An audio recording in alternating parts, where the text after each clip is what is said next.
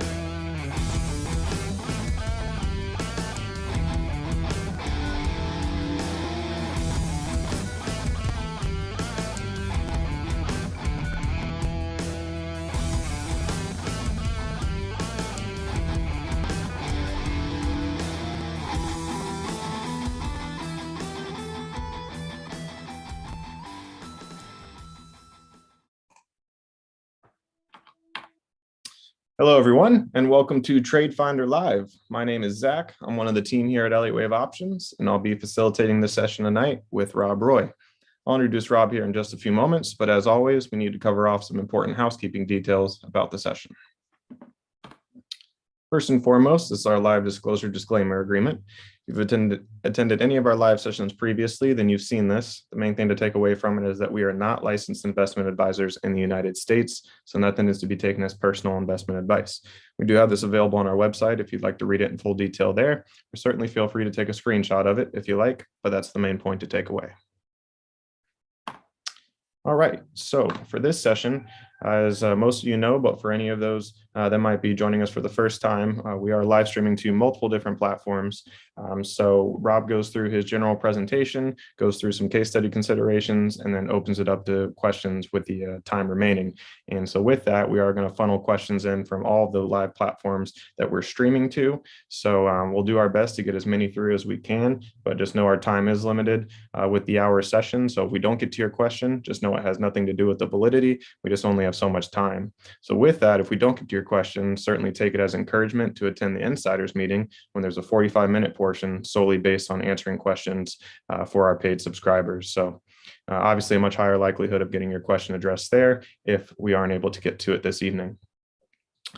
Lastly, the chat window, any support related queries I can handle in there. And of course, for any interaction amongst other attendees, please feel encouraged to use that window. Just note that by default, it goes to hosts and panelists. So if you would like everyone on the webinar to see your message, be sure to change that to everyone, and that will fix that.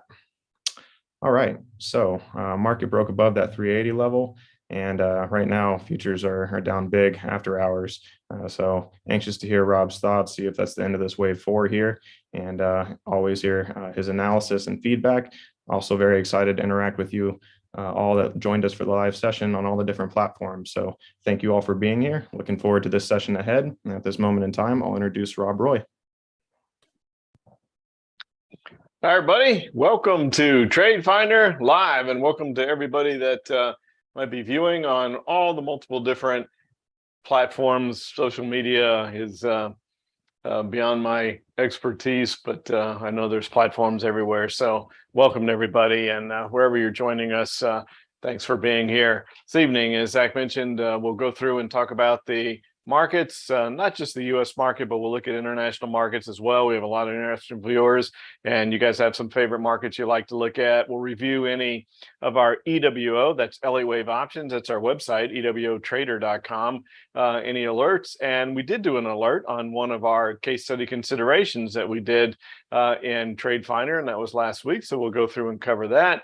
We will review any of our previous case study considerations here at TradeFinder that may be considered to be still open, and then we'll look for new ones, and with whatever time's left, we'll open it up for a general Q&A. Hopefully we have a few extra minutes to do that tonight, because we've really closed out most of the stuff that could be considered open on our case study consideration. So with that, go ahead and take a look at the markets. I'm just going to do a real quick view and make sure, okay, that you're seeing the chart of the market, and you can see the wave 4 movement to the upside. And as Zach mentioned in the intro, we did break above 380. We've been talking about that here in TradeFinder. We've been talking about it on our shorts every day. And if you're a subscriber on LinkedIn or TikTok or whatever those platforms are, love for you to follow us. We don't have to go to two or have too many more followers on LinkedIn, and we can add that to our list of social media platforms that we're able to live stream on.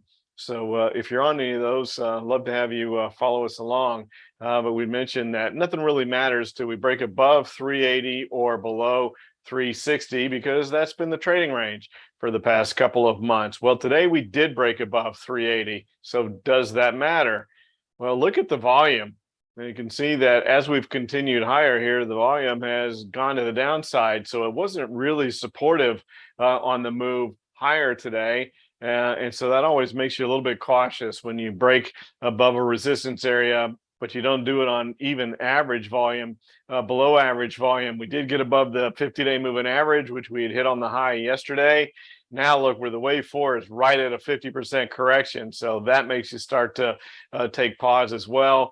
So anywhere between here and the 61.8% fib level are very strong levels of resistance. Now, right now, at the time that we were recording this, the futures are down 45 points. So if that holds, which there's a long time between now and when the market opens tomorrow, but if that holds into the open tomorrow, you're going to see a pretty good reversal there. Chipotle had great earnings. I think somebody asked about that either last week or 2 weeks ago on Chipotle. They just continue to blow earnings away, but Google missed. And so some concern there. They missed on both top line and bottom line, and was not a good earnings report out of Google. And so is that going to be enough to turn things? It's certainly going to affect the Qs as we go into tomorrow, and we'll look at those charts in a moment. But as we move to the upside, the two concerning things here were, one, we're getting into an area of significant resistance with between a 50 and 61.8% corrective moves on the way forward to the upside, and we're not doing it with pretty supportive volume, weak volume on the move to the upside, which makes this susceptible to move to the downside. Now, the one positive is if we can hold above 380 somehow tomorrow, that still becomes a positive. But all of our subscribers know, because I talk about it time after time after time, when you break a major point of support resistance, break out of a triangle, etc., you have to have a second day, a follow through or confirmation day. So we did break above 380 today, but if we can't follow through with it tomorrow, it's meaningless. The one day doesn't mean anything. So it's going to be a big key to see what happens at the end of the trading day tomorrow. As I said, the futures are down big now, but there's a long time between now and when the market opens. So we'll see how that plays out tomorrow. Another negative here is we are kind of overbought. You can see where we are. And when you break through a resistance area and you do it when you're already in an overbought condition, that's less conducive to holding the break above resistance as well. Would have preferred to see maybe a sideways day or two here, let the 10-day moving average catch up, then break above 380. That would have had a better chance to hold. So as much of a positive as there is that we did break above 380 today, there's a lot of negatives thrown in the mix as well, with volume being overbought, etc. The futures with where they are right now. But again, as I've said a couple times already, a long time between now and when the market opens tomorrow. Another thing that we want to take a look at is the VIX continues to march down. Now look at that move down today. So we've just been kind of slowly marching down, but then we make a significant move lower today on the VIX and right down to the 50-day moving average. I know people have asked me this on our YouTube videos, and if you're watching on the YouTube platform and you haven't visited our channel, please do that. Elliott Wave Options on YouTube. We post recordings every weekend about what the market's done, what it's likely to do coming forward. We usually like to have some interaction with y'all, so please visit our channel if you haven't. But we talked about this creep to the downside, and the fact that, yeah, it matters. Statistics matter. All the technical indicators matter on the VIX, just like they would any other chart, because that's a common question that people ask. Is, looking at your favorite technical indicators and all that stuff, does that work on the VIX? Does it matter on the VIX? And yeah, they do. So the fact that the VIX came down to the 50-day moving average does matter. I also think it matters that we broke below 30, which had been a bit of a support resistance area. And some could argue that, yeah, but there's even more down at 28. And I've mentioned that before too. And I wouldn't argue with that, in the round number of 30 and down in the area of 28. So somewhere in the 28 to 30 range has been an area of support resistance for the VIX. If we can break below 28, then I think we have a pretty good chance of the rally continuing and the VIX starting to come back lower. But we got to get there first. And now with this low on the VIX today, we're kind of a little bit oversold here on the VIX, and looking like maybe we need to bounce back to the upside. So if we hold 28 and bounce back higher, then you could tie that in with the fact that the wave 4 is at a point of resistance, and you can make a pretty good case for perhaps we roll over from here and start that wave 5 lower. Boy, I was reading all kinds of information on the financial networks today, talking about how great things are, and the housing market had shown that it was like record movements to the downside, but we're still up year over year. But from month to month, there was a big drop in housing prices, and what a good thing that was, and that the Federal Reserve isn't going to need to do anything more than what's already priced in. That's giving the Federal Reserve a lot more credit than I do. So I don't think you can make those kind of claims. And it's important to know that these are investment managers, and they have ulterior motives, and they want people to put money into their investment funds, et cetera. So I just think got to be a little bit careful on being a little bit too bullish right now. I mean, when you look at where we are, we're not that far from the highs, and we've got a lot of negativity to go yet, as far as all these interest rate hikes that have already been put in by the Federal Reserve, and how that's going to affect the markets. I still think we got to get to the next quarter.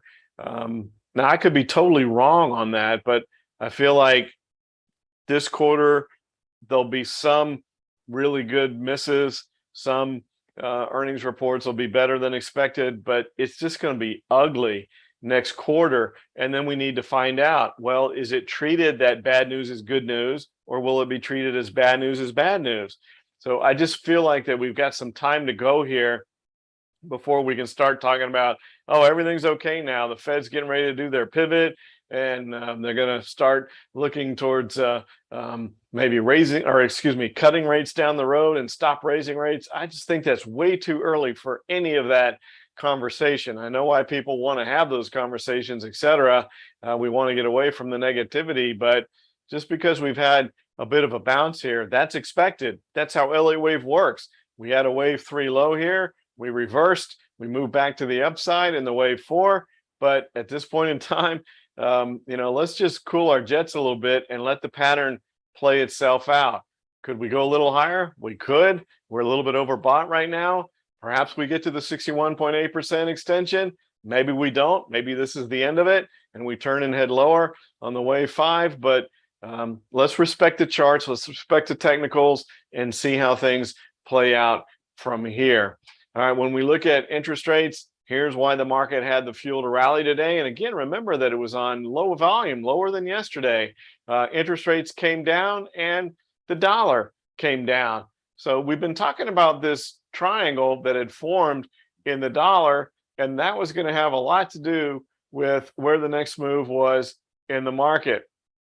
Then we had that big outside day where it went up and it went down. I'm like, all right, what happens? And then yesterday was kind of non-committal, even though lower, but significant move to the downside today. So perhaps we're beginning to start the wave 4 down in the dollar. That could be helpful. That could be supportive to the markets if the dollar begins to weaken a bit. But we're still in the wave 3. And I wanted to be really clear on this because there were some comments on our YouTube shorts I think people confuse this 4 here with this 4.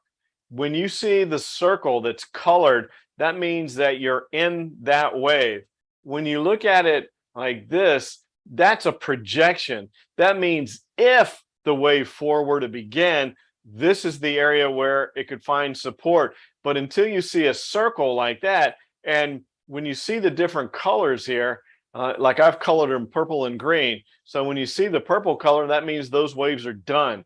The green color means that's the current wave. So we're currently still in a wave 3 in the US dollar. If we were to break down and start a wave 4, this is where the wave 4 could find support. And we'll know that once this 3 turns purple and we label a 4 with a circle with this same green color that's in the wave 3. So hopefully that clarifies things on how this software works. And remember, these are not my labels.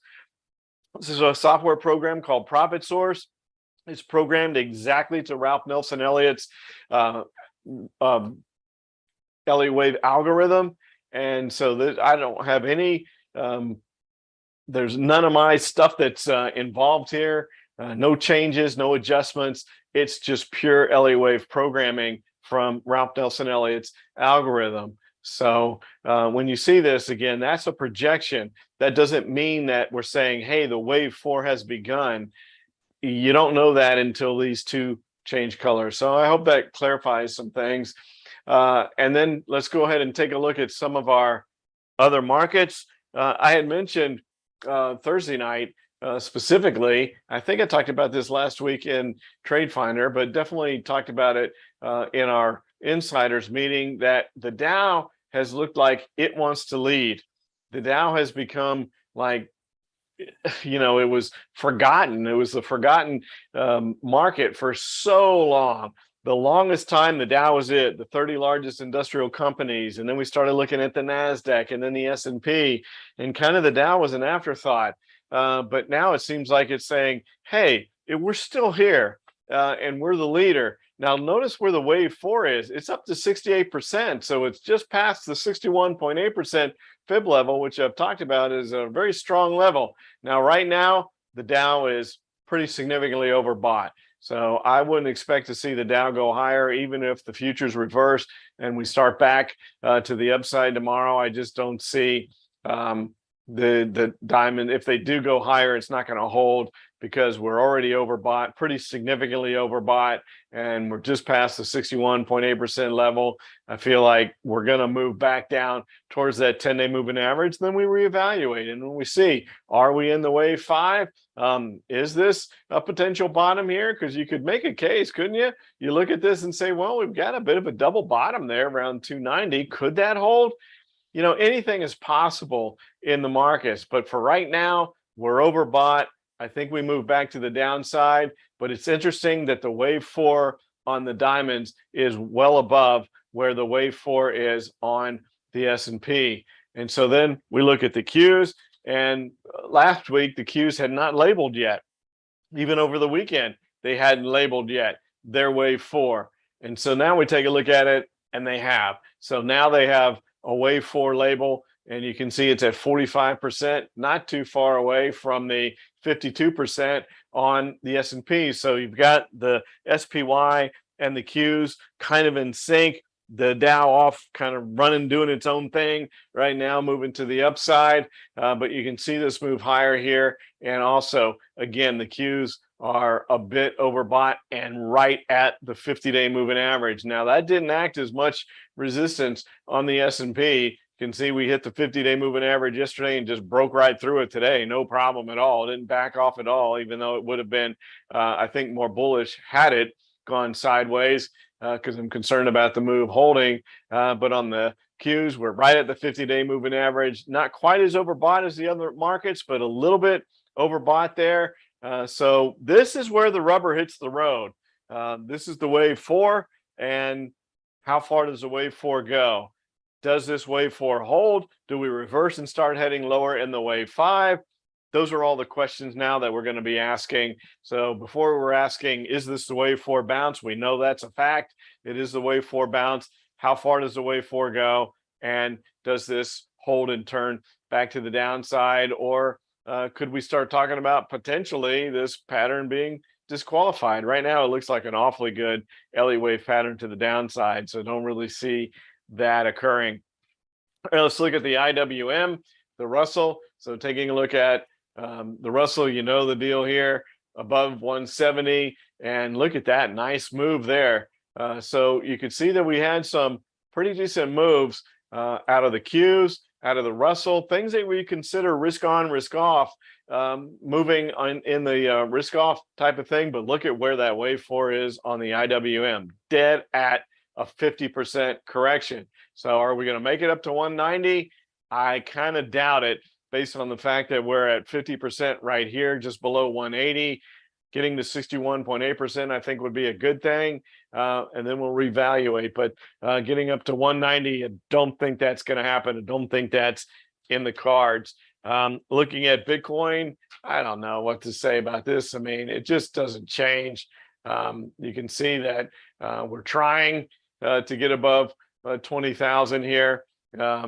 Pretty nice rally there. In the second part of the day. Earlier in the day, it was around 19. So we'll just wait and see. Do we get a second day, a follow-through day, or are we going to get turned back? We had talked about the fact that if you wanted something, I did this in the weekend update, if you wanted something to look at on Bitcoin, you could say that there's a bit of a symmetrical triangle there. Maybe we break out of it. But the breakout doesn't mean anything if we can't get above 24,000, because we've tried that before too, right? When we've bounced off 20,000, we've gone up to 24 and got turned back and came back to the downside. So even if we can get some follow through here on this move up in Bitcoin and get above 20,000, then we've got a pretty good ceiling there that we'll beat our heads against right at 24,000. But maybe something's happening here, as you know, and as I've talked about, this one day doesn't mean anything. We have to have the second day and see if we get follow through. Then we can talk about, all right, now we've got follow through above 20,000. Let's look ahead towards 24,000 and see what can happen there. We can't do that yet. We'll have to wait till tomorrow to do that. So for those of you that'll be in Thursday night's insiders meeting, we'll have a lot more information on Bitcoin Thursday night to see if we can hold this and put a little follow through through that. That would be pretty impressive. All right, let's look at some of our international markets. Boy, Australia, holy cow, your inflation numbers are the highest in, I think it was 32 years. So that's not a good sign, but hey, the market just shook it off and said, who cares? We're going to move to the upside. Even though inflation is rough. And I talked about this, I think that was in our insiders meeting, about $12 for a head of lettuce. Holy cow, in Australia. So there's an example of the inflation that's there. But for now, this 61.8% wave 5 is holding. We're bouncing to the upside, and this will be the key. 21 is really important on the EWA. Can we get above that level, or is this just a bounce from some support and we're going to bounce up and hit our heads on resistance and turn back to the downside? A little bit of a surprising move there, considering the inflationary data that came out, which was not good at all. Now, one of the things that we want to look at here in the EWC Canada, so we're getting bounces off of all these support levels that we've been talking about, but these are just bounces off of support. Again, a resistance area that's important. Can we get above 33? Because you can see how much that was support going all the way back to June. We bounced off of it in August, and we came back and tested it in September. We broke below it at the end of September, tested it in early October, and got turned back. So we're going to try it again. It looks like, can we get above 33 on the EWC? If so, then we have something. So we're getting these wave 4 bounces or some of these wave 5s that are bouncing from their wave 5 lows, but can we put some follow through? That's going to be the key. And by the time we talk again next week, we'll know, and we'll have a much better idea of whether or not these was just the wave 4 bounces and we're heading back down in the wave 5, or can we hold these and maybe we're looking towards something a little bit better moving down the road. The INDA for India, this was one of the stronger markets, not as strong of a bounce here out of the INDA, but we did get back above 41, which was really important. And so now we're at kind of no man's land, with 43 being the next area that matters on the INDA. So we held here below 41, down there around 40. So I can draw this support level here. And had we broken that level, we were heading down towards 39. Well, no follow through day. That's why we talk about this. We traded below it there on the 13th of October, got back above it. And the key is that we've gotten above 41 and held it. So now how do we handle 43? Do we get turned back there? Can we hold it? And remember, this wave 4 here has been disqualified. So we're not in a 5-wave pattern. So we're just left to support resistance areas in a corrective type pattern. And that's what makes you think, geez, can we get above 43? I don't know. That seems like a stretch on the INDA, but we'll see once we get there. Look at Germany just powering ahead here. Pretty impressive move. But as we've talked about in the past number of weeks, the markets that are most oversold, when you get a bounce, they get the strongest bounce. And we held here on the EWG right there at the wave 5 low, where it looked like, oh man, if we were to break that, do we relabel that 5 to a 3? Nope, held it, moved back to the upside, and now here we are. So we moved above 21 that had a little bit of resistance there, and now we're at an area that has more resistance right there at 22. Can we get above 22? Now, if we can get above 22 in the EWG, we got something going here, and we could look at potentially moving all the way back up here to 24 and retracing back to that previous 4.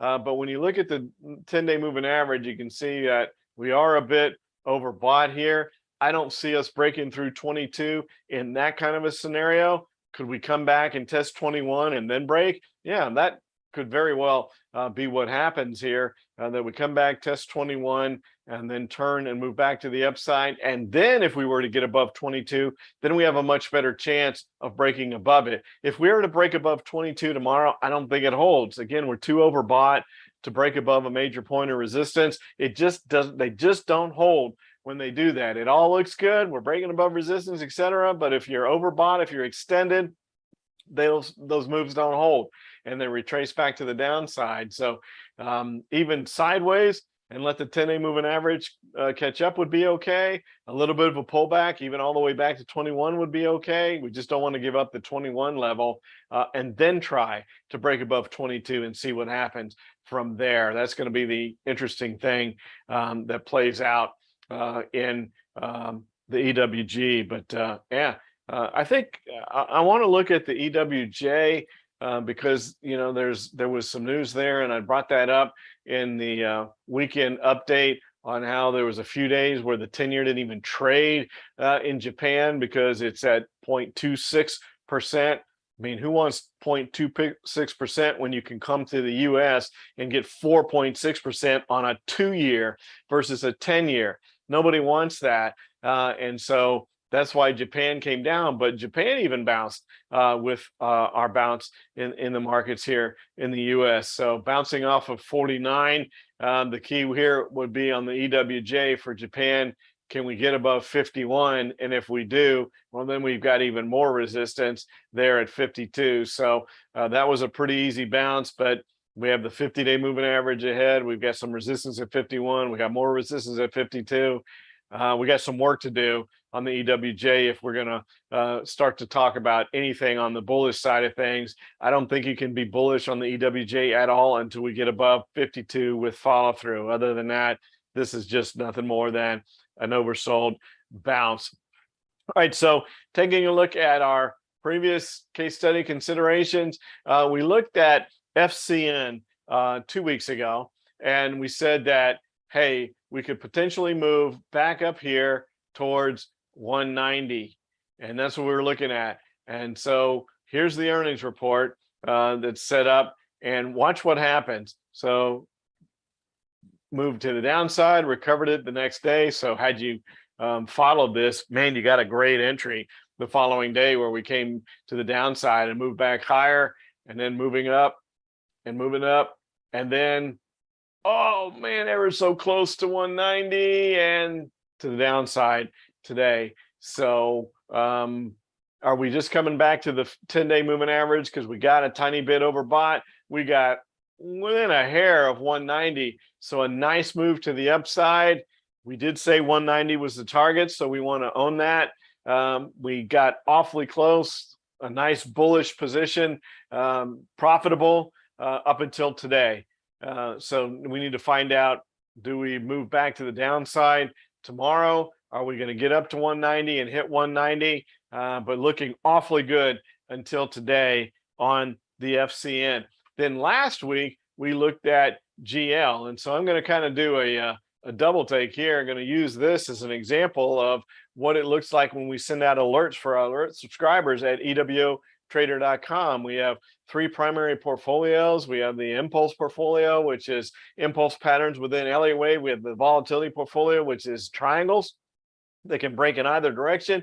And we have our AI-based time strategy, which has yet moving into month 13 of its live existence to have a losing month. It's made money every single month, or there was one month that was flat, but yet to have a losing month on that. And so we did send out an alert on GL, and we closed that out today. So I wanted to share that with you. And that's the difference between what we do here at TradeFinder, where we find case study considerations and then we leave you to decide what to do with them. If you become an alert subscriber at EWOTrader.com, we send you out entry alerts, any adjustments, and exit alerts. So we kind of hold your hand through the entire process, where with TradeFinder, you're left on your own. So you can see the 17th, we sent out the entry here, and this is all the information. Every single one of our alerts that goes out has all this information, the trade, reasoning behind it, and the chart. And you can see we were in this wave 3. We had the DMI looking good. We had the potential move up to around 120. And then you can look at today and say, well, we closed it out today with a nice move higher, but we didn't make it up to 120. Why did we go ahead and close it out when we didn't get to 120? Well, look, earnings tomorrow. So there's earnings tomorrow. We got a doji on the chart today. We did break above 115. We're a little bit overbought. You can see we've got a doji above the 10-day moving average. So a doji above the 10-day moving average, meaning we're overbought with a doji and earnings.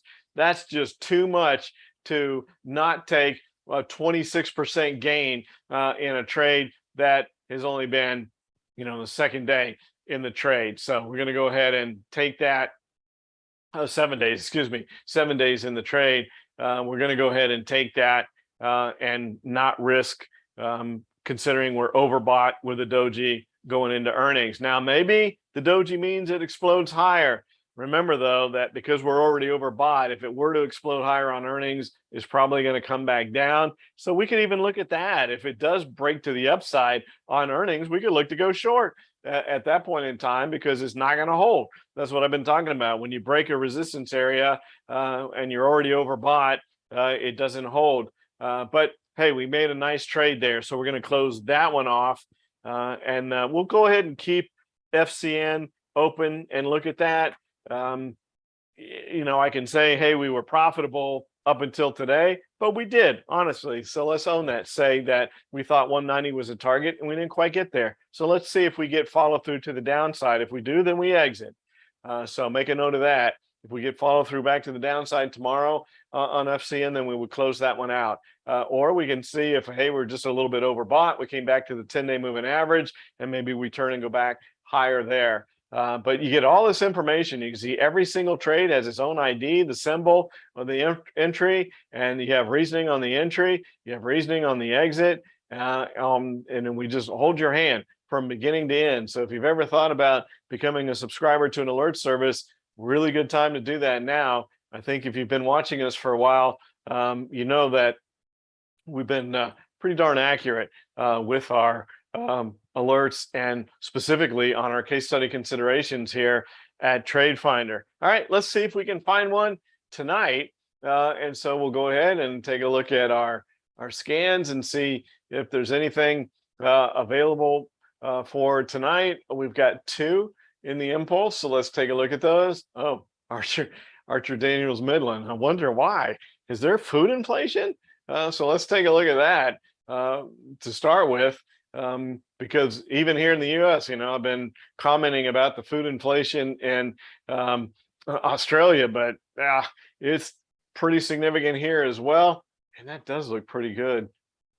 So let's take this information off here and get to the DMI, which is my favorite of the confirming indicators. Now, the issue that we have here is that, and that's just the way I set up the searches, because I want to have them ahead of time so I can put them on a watch list and keep an eye on them. But that ADX doesn't trigger until it gets above 20. So the setup is fantastic. You have the positive directional indicator going up, you have the negative going down, you have the ADX moving up. We're breaking above a resistance area here at 90, which means that we likely have nothing in the way until we get up towards, we had the little high just below 100 before, but we probably have nothing in the way before we get to 100. But we do need to follow our rules and not jump the gun, and we need to see that ADX break above 20. It's just not there yet. So what I'm going to do is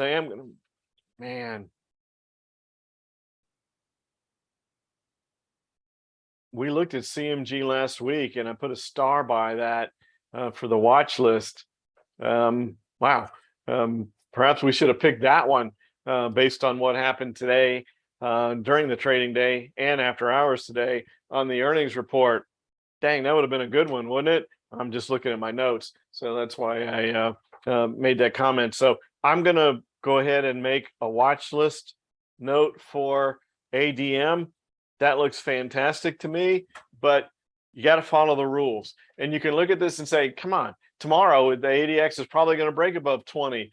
But our subscribers know that we've looked at charts like this that look just this good, and the ADX gets right up to 20 and it rolls over and it never breaks it. That's why you have to have the trigger. You got to have that ADX break above 20 while it's between the 2 directional indicators as they're separating. All those things have to happen. On our website with our confirming indicators, we have a lot of educational information, and we have webinars on each one of the confirming indicators that we look at, so you can learn all these things. We want our subscribers to know what we're looking at when we look at our indicators. So we got to let that one go, at least for today. Could be a different story tomorrow. Let's see. Pretty nice day to the upside today on AGCO. This has been on the list a few times. Now the ADX is much higher here, so this could be our case study consideration for today. Let's put the Elliott wave on here, and we're not in a 5-wave pattern, which means that we're in a corrective mode here. Now we do have a little bit. Let's look at the 10-day moving average. Not too overbought. We have a little bit of resistance here though at 120. But if we were to break that, then look at the potential here. I don't think that 130 high means anything, but 140, we could be headed here. We've got a higher low here. Let's look at the CCI and see how that played out. Well, it did come down. I was hoping that this would have been a higher low on the CCI when we came down here, but it wasn't. We're just above 100 though, so there is room to move to the upside, but I would have preferred to seen some divergence here. In other words, that we would have had a lower low on the CCI than we do here. Let's see if maybe we have any divergence on the, well, there's tons of divergence here on the CMF. Now the CMF, one of the things that you look for is divergence. That's the key, and it does exist there. It's not one of the requirements in the CCI. I just like it when it's there. But with the CMF, that's what you look for. And then you can see strong buying today, which would imply that we're likely to break above that level. And then when we come back and look at the DMI, the ADX is only at 30. So we have some room to move to the upside there. So we could take a shot at this one. I think this is what we're going to do. We're going to go ahead and put this as our case study consideration for tonight at 10:25. We're going to look at AGCO to the upside, up possibly as high as 140 is what we're going to look for there. and see how that plays out. So that's our case study consideration for this week. And Zach, I'll open it up for some questions now. All righty, very well. Thanks for that presentation, Rob. We got tons of questions coming in, so I will pass through as many as we can. All right, so first we'll start out with Manuel, who would like to look at Chewy. Ah, okay. It's been in the news lately. Yeah, just wanted to go back and look at where we were last week here on, because man, if we had done Chipotle last week,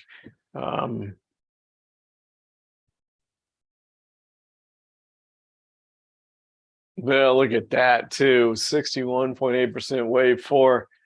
Why did I start? Why didn't we just put it on? Was it not triggered yet? Oh, because of the DMI. That's why. All right, so we just wanted to keep an eye on it. Okay, so we couldn't have done that one, even though it was in an Elliott wave pattern. So you look at this, and I know our name is Elliott wave options, but just so everybody knows, our modus operandi is we look at Elliott wave, and Elliott wave is our primary indicator, but we don't go on Elliott wave alone. We have our set of confirming indicators, and they've got to back things up. So we improve our percentage of accuracy.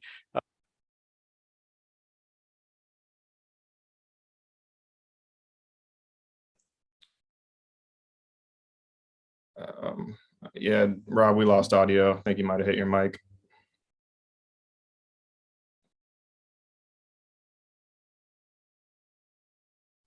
Is that better? You're back. Okay. What did you miss? Just the tail end where you're about to bring up Chewy. Oh, okay. So that was the reason that we didn't do Chipotle, was due to the fact that it was didn't have the confirming indicators, even though it had a great Elliott wave pattern. We do need both for us to send out our alerts. That's our modus operandi. That's our trading system. So even though it had a great Elliott wave pattern, we needed to have the confirming indicators. So you can look at it and say, well, Elliott wave 1, well, that's why it's our primary indicator, but we do need the whole system. So Chewy, see, this is one of those areas, I think we've talked about this stock in the past, where you get into the send stocks, or whether we want to talk about defensive stocks, but the defensive stocks are the send stocks. People are going to find a way to drink, smoke, and gamble, even in times where the economy is a bit weak, etc. And there's a lot of conversation about your pets. You're going to find a way to take care of your pets too, because they're just like family members. And so Chewy has kind of moved its way into the defensive sector. That's a pretty good looking pattern.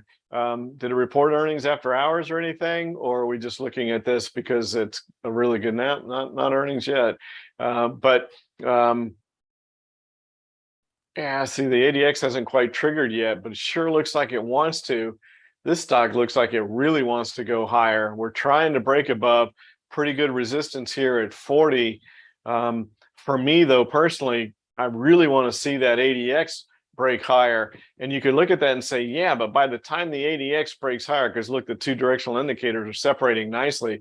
By the time the ADX breaks higher, you could have missed a good part of this move. Fair point. And that may be how it plays out, but you still have to stay to your disciplines. And for me, I've got to see this ADX get above the negative directional indicator and break above 20. But if it does, then I'm really interested, because I think that wave 5 target up at 60 could very well happen, especially when we're trying to move above that resistance there at 40. And we're a little bit overbought. I have to see how that plays out tomorrow. The setup could be good, but not today. Just maybe a little bit down the road, but really interesting looking chart for a potential trade in the not too distant future, maybe a few days from now. Just I'm having a hard time doing it today. All right, what's the next? Next up, we have Tom, who would like to look at ORCL.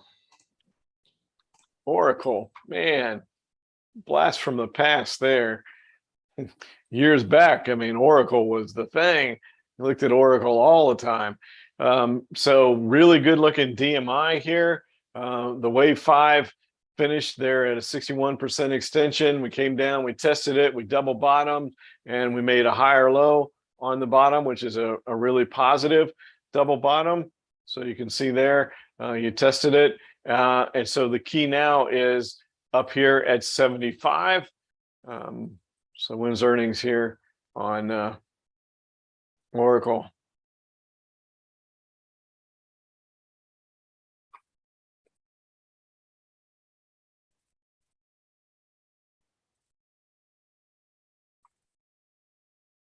Doesn't want to tell us. All right. Well, the two scenarios here. One, we're slightly overbought right now, but the DMI is telling you that you're likely going to break above 75. So you've got opposing forces working here. You're overbought short term, a little bit of a pullback, even all the way back to 70 would be normal. The DMI is telling you that at some point we likely break above 75. For me, I can't really go long to break above a resistance level when you're already overbought. So I don't know why we don't have the earnings on Oracle, but we'll see how that plays out. But that's what I'm thinking about there. A little bit overbought right now. I'd want to see it consolidate here for a bit, but I really like the way the DMI looks as far as the potential to break above 75. Here's one that you're used to, and that Silver's asked, what's going to happen with SMH?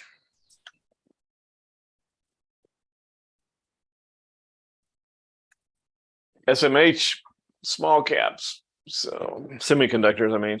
SMH, it looks like they're trying to rebound here off of a pretty significant wave 5 low all the way down to 144%. Nice move to the upside here. It looks pretty clear up to 200, and that could coincide with a bounce in the S&P back to the 61.8% level. But what really matters on the SMH is getting above 200. So we're at 189.90. I think there's a really good chance. I mean, look where the 50-day moving average is, right at 200 as well. So I think there's a pretty good chance we go up to 200 there on the SMH, and then we'll have to figure that out from there if there's any follow through or any chance of breaking higher. But that would just be a short-term trade. If you're really looking for something bullish, you want to see it break above 200 with follow through. Then you really got a nice move, because if we can break above, so make a note of these levels. If you can break above 200 with a follow through, it's going to 240. So that would be a really nice move. So from here to 200, is not a big deal, but breaking above 200 with follow through, you've got a really nice bullish trade. So if you want to be super aggressive, you could take a shot now and trade that move from here to 200. If you want to be a bit more conservative, I try to give both sides, wait, watch it, see if it can get above 200 with follow through. Then you have a safer trade, because you can see what happened here from 240 down to 200. It was pretty much a straight line down, which means there's no resistance on the way back up from 200 to 240. Very well. Thanks for that, Rob. Just a quick conceptual question for you from Will on YouTube, just asking the difference between impulse and corrective waves, which I know you've covered in the past, but I feel like there might be some others out there that might be wondering if you wanted to give a quick overview on that. Okay, impulse is a directional move. So we can have 5-wave impulse patterns to the upside, 5-wave impulse patterns to the downside. So it's a directional, think of it like a directional trend, and the wave breaks it into 5 patterns. So in this case, where we are right now on the SPY, we're in a 5-wave impulse pattern to the downside. Wave 3 was an impulse pattern lower. Wave 4 is a corrective move back to the upside. So in the world of Elliott wave, a corrective move is a move against the previous impulse. So since we're in a 5-wave impulse pattern to the downside, and wave 3 was an impulse move lower, this wave 4 to the upside is corrective. I know that's really confusing to people, because normally when we hear the word corrective, we're thinking a downside move, right? Normally you apply corrective with a downside move. Not in the world of Elliott wave. In the world of Elliott wave, a corrective move is simply a move in the opposite direction of the previous impulse. So since the wave 3 was an impulse down, the corrective move is higher. If we're in a 5-wave move to the upside and say the wave 3 was a move higher, then the wave 4 in a corrective move would be lower. So yeah, I can understand the question. Thanks for bringing that one up, Zach, because that does get confusing to people, especially those that are a little bit newer to the world of Elliott wave. Absolutely. Yeah, it can certainly be a confusing topic, and I think you always do a great job of providing a crystal clear explanation there. So always a great review. All right. Next up, we have Gregory on Zoom who says, do you guys look at commodities, oil, natural gas, which we certainly do, but we had another request for US oil from Larry. So maybe if you want to check that one. Yeah, so let's look at USO. And in fact, we just had an alert. I'm going to go back here and show you. We just had an alert on natural gas, and we probably took it off a day early. But when you look at it, you can see here's what we did on natural gas. It was way oversold. You can see that we're way down here. So here's the separation from the 10-day moving average. It was oversold, and we took better than 20% gain in one day. So here's the exit, and there was the corrective move back up. Now there was a potential for a little bit of resistance here at 19. So you get over 20% in one day, you take it. Now, in hindsight, if we take a look at where natural gas went today, you could say, you dummy, you got out too soon. But you stay by your plan. And the idea was that we were going to catch an oversold bounce, which we did, and it followed through. It went back higher today, which was a possibility, but it was also a possibility that we could have held right in here with where the high was yesterday. It didn't. It went through it. It hit the 10-day moving average. So you can say, hey, you got out a day early. But when you can make over 20% in one day, we tend to take that. So yeah, we do look at natural gas, and let's go ahead and look at oil. We look at we have a strangle on USO right now, and you can clearly see why. Look at the pattern here. I love this pattern on oil right now because we've got a really nice symmetrical triangle, and the point of the symmetrical triangle is dead on a major point of support resistance here at 70. I think we're going to have a great trade here. I think we're going to break out on USO. I have no idea which direction we're going to break out. That's the beauty of triangles. You can see the ADX is down, is broken below 13. It's telling you that the breakout is imminent. When the ADX gets that low, it's telling you that the move is trendless, which is what you want in a triangle. So when you have the point of a triangle at a major point of support resistance, it means that the likelihood of the breakout is significant either direction. So we can't tell you which way it's likely to break out, and we don't care. That's the great thing about putting on this triangle. But yes, we look at all those. We look at commodities too. We've looked at copper. I mean, whatever you want to look at, we look at. So Elliott wave patterns work on anything, even currencies. So you saw we looked at the dollar earlier. All right, I'll quit talking so we can get some more questions. No worries at all. James would like to do a sin stock of MO. Oh, wow. It's been a long time since I looked at good old Mo. Altria used to be Philip Morris. If you're wondering why is the symbol MO, it used to be Philip Morris, but now it's Altria because, of all the negative connotations with smoking. So it's not in a 5-wave pattern, but look what's going on. So you see this, we took a look at Chewy, and we said how people are going to take care of their pets no matter what's going on in the economy. Man, here is your trade. Look at this. Is such a good looking. I wish this was the last chart we were looking at for the night, but we'll take a few more. If you can break above 46, there is no reason to trade this right now. But if you can break above 46 and you see how vertical this move was lower, a break above 46 likely takes off and runs. And we still have a gap way up here. I'm actually going to put this on a watch list too. It's just too good to ignore. So I'm adding this to my watch list, MO. But it's got to break above 46. So you're guessing if you do anything now, because 46 could hold and it could do nothing. It could drift lower. But if it can break above 46 with follow through, remember you have to have a follow through day, then you've got a nice run back to the upside and you've got a gap much higher to fill. This is almost one of those, we have some of our subscribers are asking us to look for leap candidates, et cetera. This is almost something that's so good you could look at it as a leap long term, because even if it comes back to the downside, it's got support there at 41. The likelihood of it going below 41 is really small. And so if you did a leap and you saw it and it couldn't get above 46 now and it came back down, you could add to it.